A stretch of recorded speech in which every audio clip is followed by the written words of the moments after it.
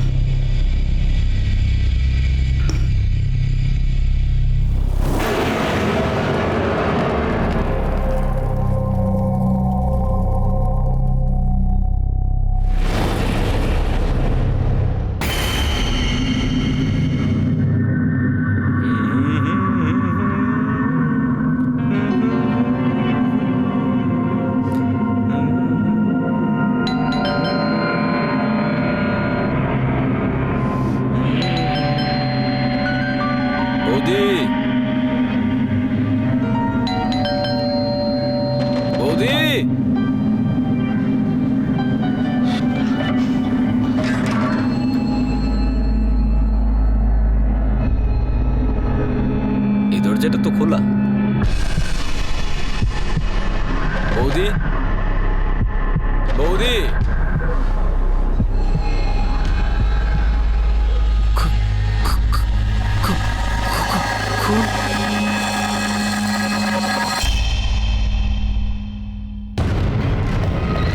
লোকটা এইভাবে খুন হয়ে গেল। চলুন চলুন, এখানে কিছু করবেন না, যান এখান থেকে, যান যান এখান থেকে।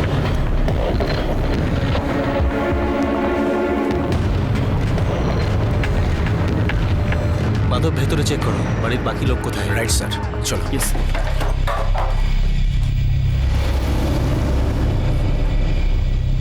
স্যার, এদিকে আসুন, আরেকটা লাশ।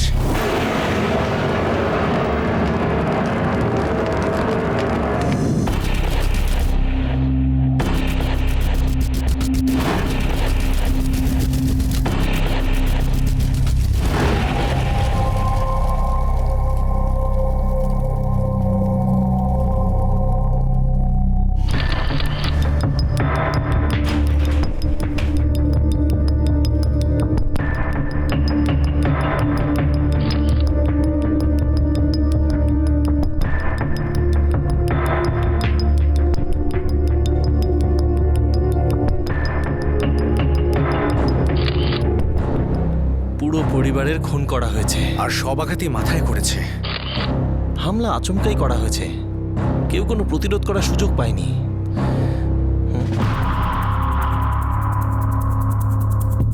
মাধব স্যার, ঘরের মেন দরজা তো ভেতর থেকে বন্ধ। স্যার, প্রকাশের অফিস থেকেও তো ভেতরে আসা যায়।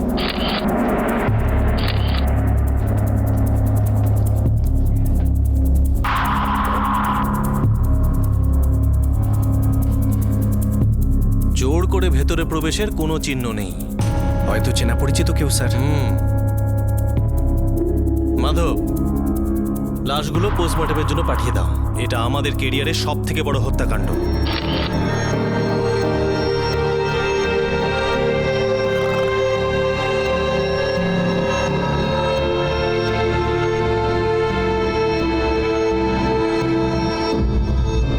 শুধু সাংবাদিক প্রকাশ শেখাবতই নয়, এমনকি ওনার গোটা পরিবারকে নৃশংসভাবে খুন করা হয়।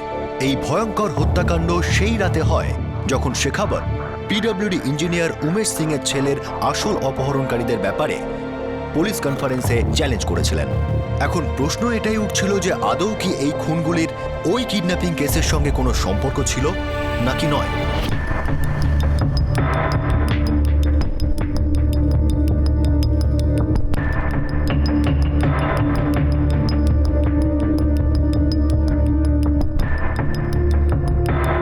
স্যার, প্রকাশবাবুর ড্রাইভার গোবিন্দ এসেছে। এটা কি অনর্থ হয়ে গেল সাহেব? কাল সন্ধে পর্যন্ত সবকিছু ঠিকঠাক ছিল, এখন সবকিছু শেষ হয়ে গেল। আমার তো বিশ্বাসই হচ্ছে না যে সাহেব আর মেম সাহেব, এমনকি বাচ্চাদেরও। গোবিন্দ, কালকে শেষবারের মতো কখন সাহেবকে দেখেছিলে?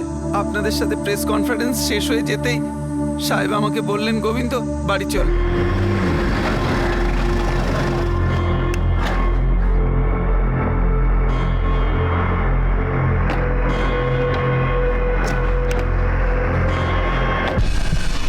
গোবিন্দ, কালকে সন্ধ্যা ঠিক কটার সময় এখান থেকে বেরিয়েছিলে? 6:30 বেজে গিয়েছিল সাহেব। প্রত্যেক দিন সন্ধ্যে 6:30 নাগাদ আমার ছুটি হয়ে যেত। মাধব স্যার, মিস্টার প্রকাশের ফোন রেকর্ড চেক করো। গোবিন্দ, কালকে তুমি যখন এখান থেকে বেরিয়েছিলে বাড়ির বাকি লোকজন কোথায় ছিল? সবাই এখানেই ছিল সাহেব। ওই সিমরান আর কাবিয়াও এখানেই ছিল। সিমরান আর কাবিয়া মানে তো যারা পেইং গেস্ট থাকতো এখানে? হ্যাঁ সাহেব।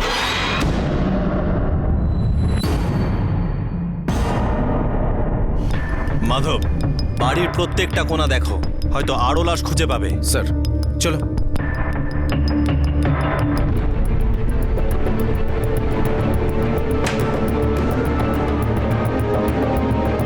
স্যার, আর কোনো লাশ নেই। মনে হয় অ্যাটাকের সময় মেয়ে দুটো বাড়িতে ছিল না।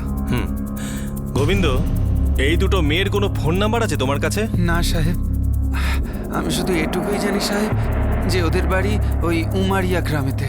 মাধব স্যার। একটা টিম উমারিয়া পাঠিয়ে দাও। মিস্টার প্রকাশের কোনো আত্মীয় আছে? আমাদের সাহেবের একজন ভাই আছে সাহেব, উনি ভোপালে থাকেন। ওনার একটা খবরের কাগজের এজেন্সি আছে। ওকে খবর পাঠাও, বলো আমার সাথে এসে যেন দেখা করে। সবার মাথার পিছনে আঘাত করা হয়েছে, খুবই জোরালো আঘাত। লোহার কোনো হাতিয়ার ব্যবহার করা হয়েছে। আচমকে এই হামলা করা হয়েছিল? হ্যাঁ, দেখে তো তাই মনে হচ্ছে, কারণ কোনো ধস্তাধস্তির চিহ্ন তো দেখতে পাচ্ছি না। অ্যাটাকের টাইম রাত 11টা থেকে 12টার মধ্যে। গোবিন্দ মিস্টার প্রকাশকে বাড়িতে ড্রপ করেছিল 6টা নাগাদ। তার মানে মিস্টার প্রকাশের বাড়িতে পৌঁছানোর 5-6 ঘন্টা বাদে এই আক্রমণ হয়েছে। মেবি। তার মানে গোবিন্দই শেষ মানুষ যে এদেরকে জীবন্ত দেখেছিল, অফকোর্স হত্যাকারীদের ছাড়া।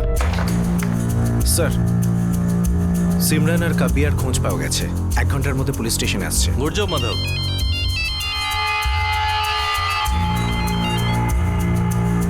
Good afternoon sir. এসব কি হচ্ছে মিস্টার অমর? সমস্ত মিডিয়া তাণ্ডব করছে, আমাদের সমস্ত ফোন লাইন নন স্টপ বেজে চলেছে। সমস্ত মানুষের নজর এখন এসটিএফ এর ওপরে, স্পেশাল টাস্ক ফোর্স। স্যার, আপনার ওপরে চাপ আমি বুঝতে পারছি। দেখুন ইন্সপেক্টর, আমি কিন্তু একবারও কথা বলছি না যে আপনারা পিডব্লিউডি ইঞ্জিনিয়ারের ছেলের কিডন্যাপিং এর তদন্তে কোনো গাফিলতি করেছেন। আর না তো আমি এটা ডাউট করছি যে এই কেসে যতজন ক্রিমিনাল ধরা পড়েছে তাদের প্রত্যেকে নির্দোষ। আমার চিন্তার কারণ এটাই যে শিখাওয়াত আমাদের দিকে আঙুল তুলল, আর সেদিনই রাতে ওকে আর ওর পরিবারকে ওয়াইপ আউট করে দেওয়া হলো। আর এই মিডিয়া 2 আর 2 জুড়ে নিয়ে না জানি কি অঙ্ক করছে। স্যার, আমি আমার পুরো ফোর্স নিয়ে এই কেসে তদন্ত করছি। বিশ্বাস করুন, খুব দ্রুত আমরা এর সমাধান করতে পারবো। আমার জন্য এখন এক সেকেন্ড অত্যন্ত দামি।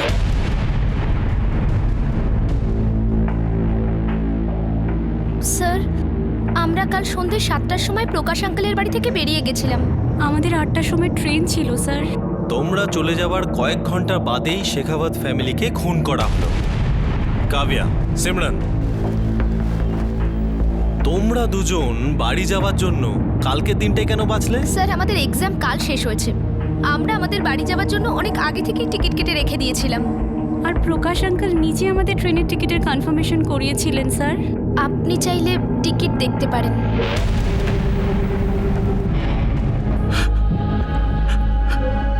দিলীপ, তোমার ভাই আর তার পুরো পরিবারকে খুন করা হয়েছে, পুরো বাড়ি তছনছ করা হয়েছে।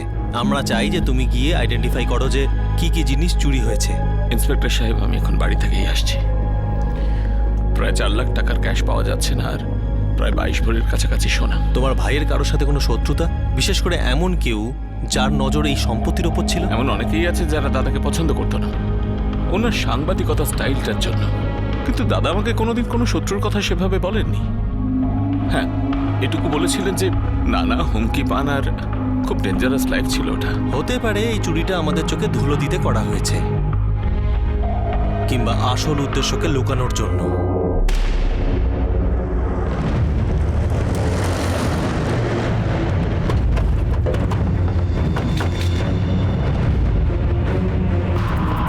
প্রকাশ ইল্লিগাল মাইনিং গুন্ডাদের সাথে ঝামেলায় জড়িয়েছিল, আর এর মধ্যে বেশ কিছু কেস ডাইরেক্ট আমার ডিপার্টমেন্টের আন্ডারে ছিল। প্রকাশ শেখাওয়াত আপনাকে হুমকির ব্যাপারে কখনো কিছু বলেছিল? আপনার কোনো আইডিয়া আছে যে কারা এরকম হুমকি দিতে পারে? সন্দেহভাজন কেউ? সরি, আপনি ইমিডিয়েটলি জিজ্ঞেস করছেন তো, তাই মাথায় কিছু আসছে না। কিন্তু এই মাফিয়ারা খুবই বড়, অনেকটাই বিস্তৃত। মিস্টার উমেশ, আপনার ছেলের কিডন্যাপিং এর ব্যাপারে আপনি কিছু লুকাচ্ছেন না তো আমাদের থেকে? আমি কেন সত্যিটা লুকোবো? আমি তো ততটুকুই জানতাম যতটুকু আপনি আমাকে বলেছেন বা মিডিয়াকে বলেছেন। ইনফ্যাক্ট আমি নিজে প্রকাশ শেখাওয়াতের অভিযোগের পর অবাক হয়ে যাই। আমার মনে হয় আসল কিডন্যাপাররা এখনো বাইরে, আর এ ব্যাপারে আমি সত্যিই চিন্তিত। আর সত্যি বলতে কি, এই ঘটনার পরে আমার শরীরের রক্ত তো হিম হয়ে গেছে।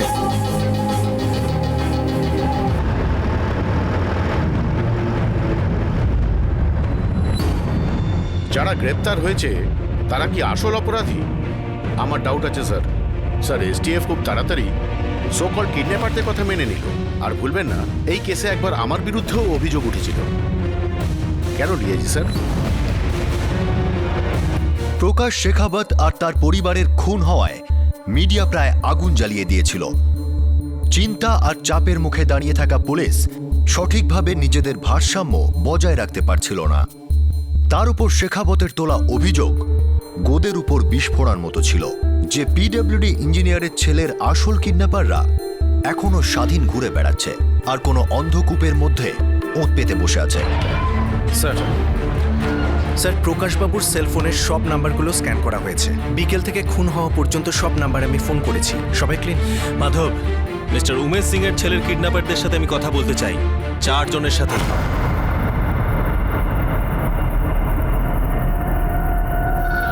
কিডন্যাপিং এর টাকা কোথা থেকে জোগাড় হয়েছিল? যত তাড়াতাড়ি পারিস বলে দে, না হলে কিন্তু পরের জন্মে গিয়ে তোরা বলবি। স্যার, কেউ আমাদের টাকা পয়সা দেয়নি, আমরা নিজেদের মধ্যেই জোগাড় করেছি স্যার। কার হাত আছে তোদের মাথার ওপরে? আমরা সত্যি বলছি, আমাদের সাথে আর কেউ ছিল না, আমরা 4 জনেই করেছি। মাধব স্যার, সব কটা হাড় ভেঙে ফেলো এদের মেরে। ততক্ষণ মারো যতক্ষণ না এরা সত্যি কথাটা বার করে। মারো এদের।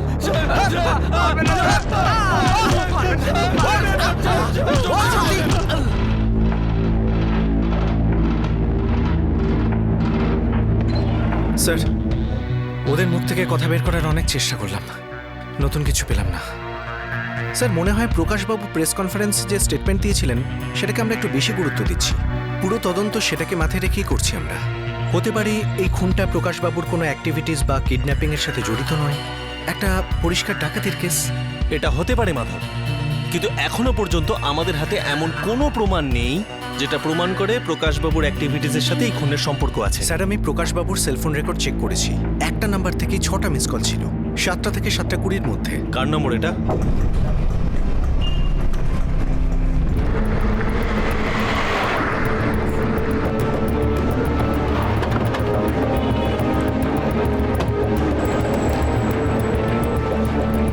তুমি রঘুবীর তিওয়ারি?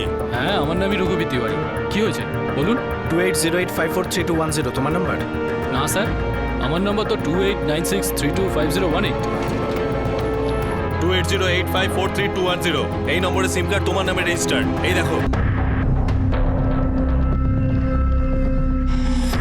আর তুমি এই নাম্বার থেকে প্রকাশবাবুকে একটা নয় 6টা মিসড কল দিয়েছো। 6টা মিস কল এই নাম্বার থেকে? 280854। হ্যাঁ হ্যাঁ হ্যাঁ স্যার, মনে পড়ে গেছে। সাহেব সাহেব এই নম্বরটা আমি নিয়েছিলাম, কিন্তু আমার বোনের জন্য নিয়েছিলাম সাহেব। বোনের নাম আর ঠিকানা? সাহেব, ওর নাম সবিতা, এই উমারিয়া গ্রামেই থাকে। কিন্তু ব্যাপারটা কি সাহেব?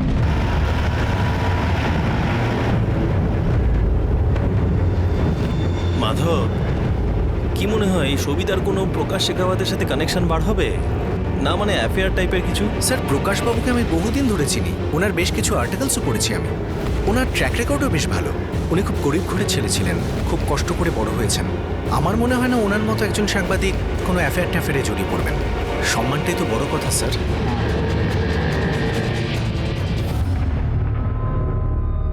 সন্ধ্যা 7টা 7:30টার মধ্যে 6টা মিসড কল। ও স্যার, আমি করেছিলাম। কেন করেছিলে? একটা অসুবিধা ছিল, যে ব্যাপারে শেখাবত স্যারের সাথে আমি কথা বলতে চাইছিলাম। এমন কি অসুবিধা ছিল আপনার? আমরা একটু শুনি। স্যার, আমার একজন প্রতিবেশী আছে, ও জবরদস্তি আমার জমি দখল করে নিয়েছে। আমার সাহায্যের দরকার ছিল। এখানকার এক পার্টি কর্মচারী আমায় শেখাবত বাবুর নম্বর দিয়েছিল, আর উনি বলেছিলেন যে শেখাবত বাবু অনেক বড় সাংবাদিক, অনেক পরিচিতি আছে, আর সাধারণ মানুষকে সাহায্যও করেন। ব্যাস, আমি তো এই জন্যই ফোন করেছিলাম। আরও একবার ডেড এন্ড। প্রকাশ শেখাবত আর তার পরিবারের খুন স্পেশাল টাস্ক ফোর্সের ঘুম কেড়ে নিয়েছিল। একদিকে প্রেস আর ইলেকট্রনিক মিডিয়া সিবিআই তদন্তের দাবি করছিল, এটা বলে যে এই হত্যাকাণ্ডের পিছনে কোনো বিশাল বড় কনস্পিরেসি আছে। আর অন্যদিকে স্পেশাল টাস্ক ফোর্স মাটি খুঁড়ে সূত্র বের করছিল, কিন্তু প্রতিটা সূত্রই নিভে যাওয়া বাতির মতো মনে হচ্ছিল। আমরা একটাও সূত্র ছাড়ছি না, এই কেসটার উপর বিশেষভাবে জোর দিয়েছি। What is the result, inspector? Zero? I am sorry to say, it's a big zero. Sir, আমার সন্দেহ হচ্ছে যে এটা চুরিরই কেস। এটা কাকতালীয় যে চুরি আর মার্ডার আমাদের প্রেস কনফারেন্সের কিছু পরেই ঘটে। যেহেতু মিস্টার প্রকাশ মাইনিং মাফিয়াদের সাথে লড়াই করছিলেন, তাই এই কেসকে এমন রং দেওয়া হচ্ছে যেটা আদপেই নয়। দেখুন ইন্সপেক্টর অমর, আপনি যা বলছেন আমি তাকে সত্যি মেনে নিচ্ছি। তাহলে আপনি ওই চোরদের কাছে, ওই অপরাধীদের কাছে পৌঁছতে পারলেন না কেন? মনে রাখবেন, এই কেসটা পুরো স্টেট আর পুলিশ ডিপার্টমেন্টের সম্মানের প্রশ্ন হয়ে দাঁড়িয়েছে। আপনার যা হেল্প লাগবে আমি করব, কিন্তু আমি এই কেসের ফাইলটা বন্ধ দেখতে চাই, আর সেটাও তাড়াতাড়ি। ইয়েস স্যার, এই ফাইল অবশ্যই বন্ধ হবে।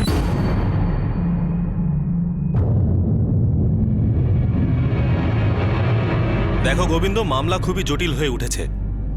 ছোট্ট থেকে ছোট্ট সূত্র আমাদের কাছে ইম্পর্টেন্ট। তুমি মনে করো, মাথাটাকে একটু খাটাও আর একটু ভাবো, তোমার সাহেব কি কোনো তোমার কাছে কখনো হুমকির কথা বলেছিলেন, বা নিজের ভাইয়ের সাথে কোনো ছোটখাটো মনোমালিন্য, এমন যা কিছু যা তোমার মনে পড়ে?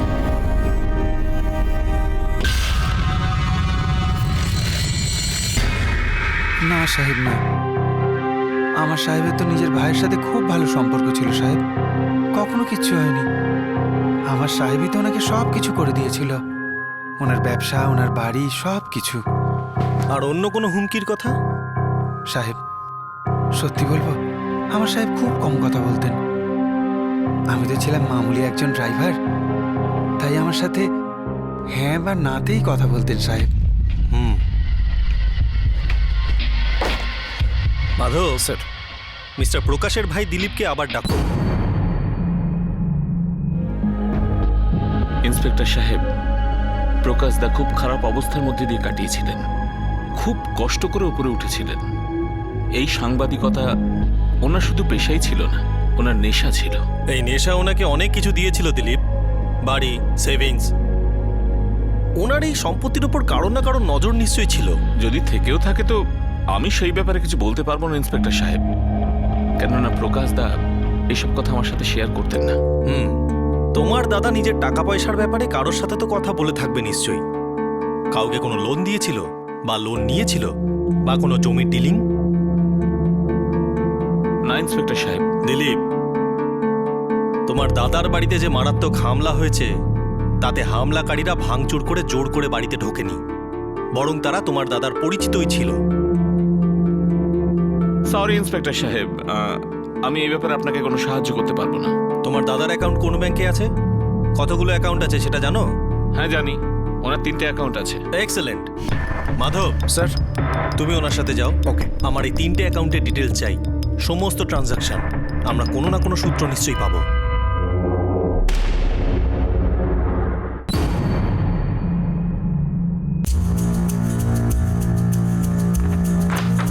প্রকাশবাবুর 3টে অ্যাকাউন্টের গত 1 বছরের স্টেটমেন্ট, তাই তো? Yes sir. তুমি এই 3টে অ্যাকাউন্টের ব্যাপারেই জানতে? হ্যাঁ ইন্সপেক্টর সাহেব। ভালো করে চেক করো, হয়তো কোনো সূত্র পেতে পারো।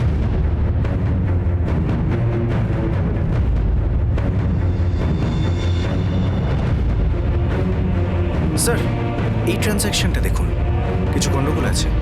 কিরম গন্ডগোল মাধব? অবশেষে পুলিশের হাতে ছোট্ট একটা সূত্র এলো, যা প্রকাশ শেখাবতের ব্যাংক স্টেটমেন্টের একটা ছোট্ট ট্রানজ্যাকশনে দেখা গেল।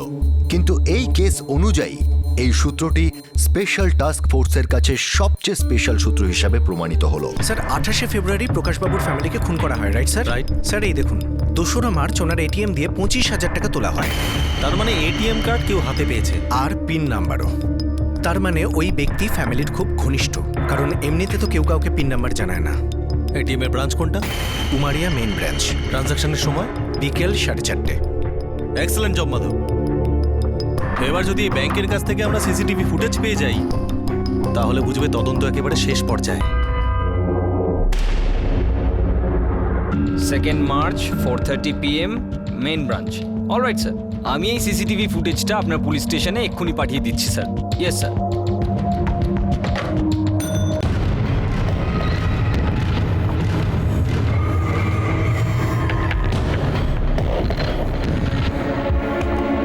এই হলো আমাদের টার্গেট।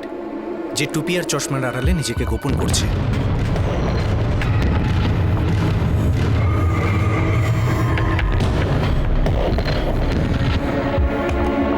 এই হলো আমাদের টার্গেট। যে টুপি আর চশমার আড়ালে নিজেকে গোপন করছে। এর ওপরেই আমাদের কাজ করতে হবে মাধব। এই চশমা ও টুপির পিছনের মুখটাকে আমাদের সামনে বার করে আনতে হবে। অনেক অপেক্ষা করেছি মুখটাকে দেখার জন্য। ব্যাস, ব্যাটাকে একবার হাতে পেলে হয়।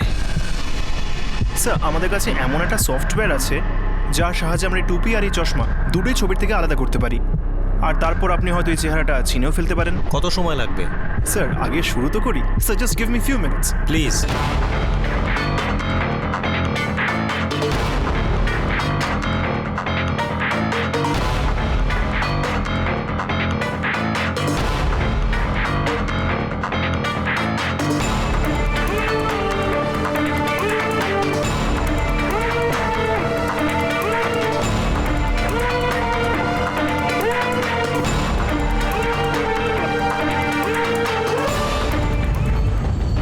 স্যার, ওকে হয়তো খানিকটা এরকম দেখতে।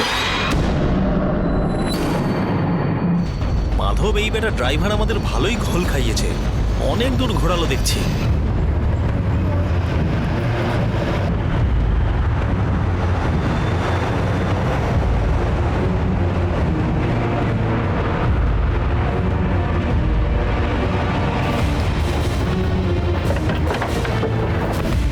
স্যার, এটাই গোবিন্দর বাড়ি। ফোন বন্ধ বলছে স্যার। মাধব, ওকে পালাতে দেওয়া যাবে না। কোনোভাবেই যেন পালাতে না পারে। আরে দাদা, দাদা একটু শুনুন এদিকে। হ্যাঁ সাহেব। এখানে যে গোবিন্দ থাকে ও কোথায় আছে? সাহেব, ও সকাল সকাল নিজের পরিবারকে নিয়ে চলে গেছে। কোথায় চলে গেছে? ওর খুড়তুতো ভাইয়ের বিয়ে। কোথায় বিয়ে হচ্ছে? নেপালপুরে। মাধব স্যার, নেপালপুর যাবার সমস্ত বাসকে রাউন্ড আপ করো। রাস্তার পড়া সমস্ত পুলিশ স্টেশনকে খবর দাও। সাহেব, ওরা প্রাইভেট বাস নিয়ে গেছে। Private bus? হ্যাঁ সাহেব। আর সাহেব, ওর সাথে অনেক আত্মীয় স্বজনও ছিল। ঠিক আছে, ধন্যবাদ। স্যার, আমি সব এক্সিট পয়েন্টগুলোকে সতর্ক করে দিচ্ছি। গুড মাধব।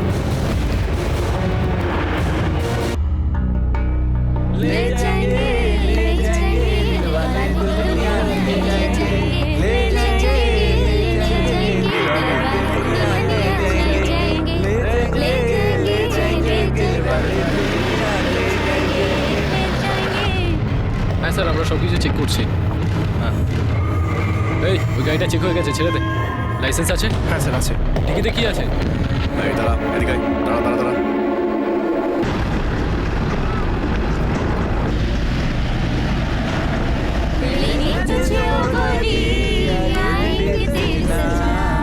হ্যাঁ স্যার, আমরা সব কটা গাড়ি চেক করছি। স্যার, একটা বাস আসছে।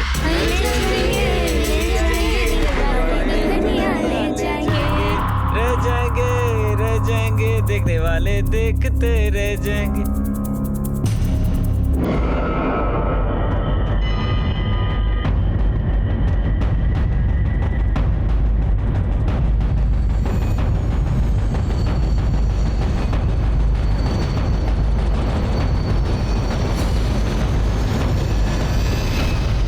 কি হয়েছে সাহেব? স্যার, গোবিন্দ ধরা পড়েছে। নেপালপুরের এন্ট্রি পয়েন্টে আমাদের প্যাট্রোলিং টিম ওকে ধরে ফেলেছে। গুড। সাহেব, আপনি দেখুন, কোথাও বড় একটা ভুল হচ্ছে সাহেব। আমি এই বিষয়ে কিচ্ছু জানি না। বেটা, এটিএম এর ক্যামেরায় তোর মুখ ধরা পড়ে গেছে, যাকে আমরা চিনতে পেরে গেছি। তুই যদি বোকা সাজিস, একটু নাটক করিস, তাহলে মা কালীর দিবি বলছি তোর মুখের ছবি পাল্টে দেবো। চল বল। সাহেব দেখুন, ওই, বল আপনি বল। সাহেব,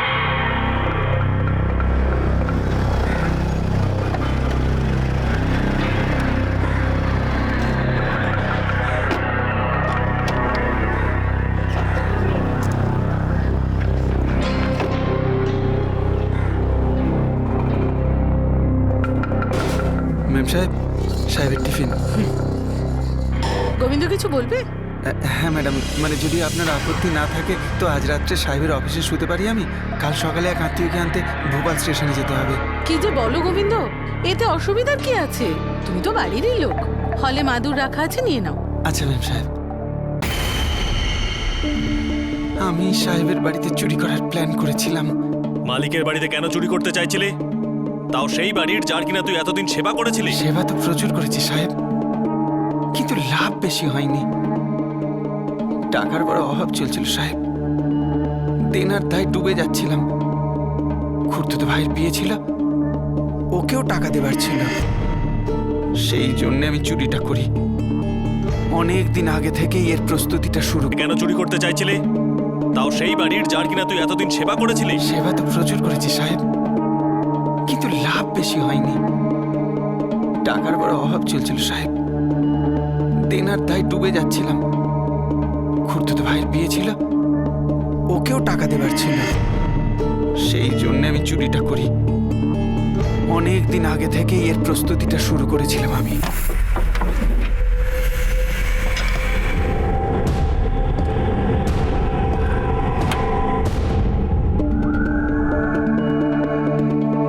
ওই মানুষগুলো তোকে তাদের নিজেদের বাড়ির একজন সদস্য মনে করত। নির্দোষ স্বামী স্ত্রী, নির্দোষ দুটো বাচ্চা।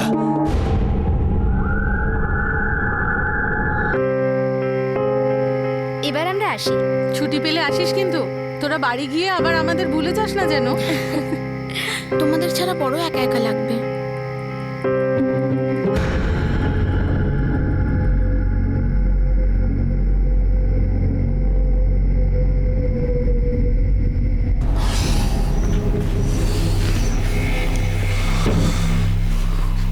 গোবিন্দ, তুই যাসনি এখনো? সাহেব, আমি ওই ম্যাডামের সাথে কথা বলে নিয়েছি। কাল সকালে এক আত্মীয়কে আনতে ভোপাল স্টেশনে যেতে হবে, তাই ভাবলাম আজ এখানে শুয়েই রাতটা কাটিয়ে দেবো সাহেব। ভালো করেছিস, না হলে সাত সকালে আবার উমারিয়া থেকে ভোপালে যাওয়া। আচ্ছা শোন, আমি কিন্তু এখন কাজে বসবো, তুই শুয়ে পড়। চাইলে ওদিককার লাইটটা অফ করে নিতে পারিস, ঠিক আছে? ঠিক আছে সাহেব, অসুবিধা হবে না।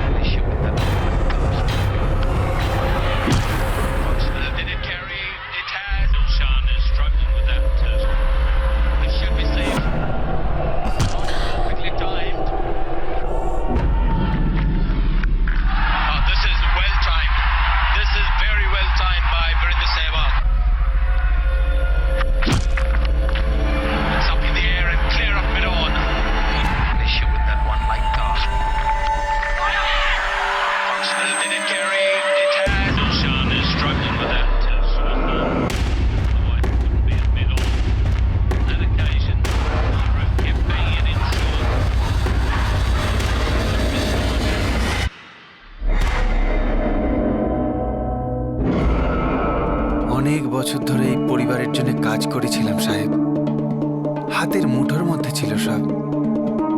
ঘরের প্রতিটা কোণা চেনা ছিল আমার, আমি জানতাম কোথায় কি রাখা আছে। চুরির মাল কোথায়?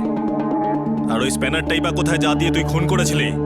সবকিছু আমার বাড়িতেই আছে সাহেব।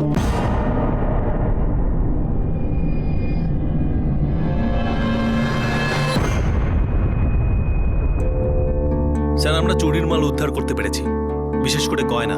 ক্যাশ অনেকটাই গোবিন্দ খরচা করে ফেলেছিল। আর ওই মার্ডার ওয়েপন? স্যার, আমরা একটা স্প্যানার রিকভার করেছি। সুপার ইন্সপেক্টর, এটা একটা খুব জটিল কেস ছিল, প্রচুর প্রেশার ছিল, প্রচুর হতাশা ছিল, কিন্তু আপনি আর আপনার টিম খুব সুন্দর ক্র্যাক করেছেন।